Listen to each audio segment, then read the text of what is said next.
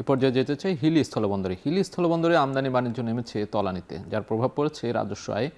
বিদায়ী অর্থ বছরের বড় ঘাটতি রয়েছে হিলি কাস্টমসে। এ নিয়ে আরও জানাতে হিলি স্থলবন্দর থেকে যুক্ত হচ্ছেন সহকর্মী সোহেল রানা। সোহেলের সঙ্গে আমরা যুক্ত হতে চাই। সোহেল, স্থলবন্দরের কি অবস্থা সেখানে, সার্বিক পরিস্থিতি, রাজস্ব আয়ের কি পরিস্থিতি এখন, পুরোটা একটু বিশ্লেষণ করবেন।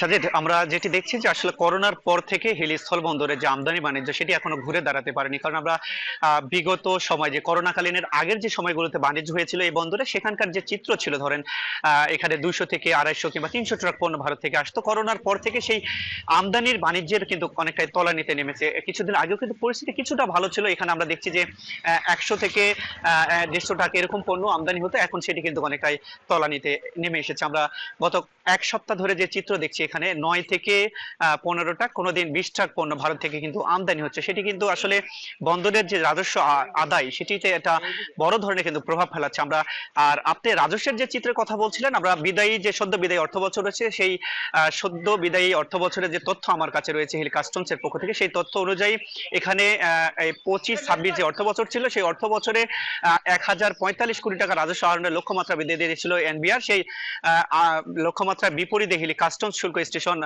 597 কোটি টাকা রাজস্ব আহরণ করতে পেরেছে। এখানে প্রায় 450 কোটি টাকা রাজস্ব আহরণ ঘাটতিতে রয়েছে এখন পর্যন্ত হিলি কাস্টমস কর্তৃপক্ষ। এবং যদি আমরা বিগত অর্থ বছরের সাথে যদি বর্তমান আদায়ের তুলনা করে থাকি, তো বিগত অর্থ বছর আমরা যেটি দেখেছি যে সেখানে 727 কোটি টাকা গত 24-25 অর্থ বছরে আদায় হয়েছিল। এখন কিন্তু সেই আদায়টি হয়েছে মাত্র 597 কোটি টাকা।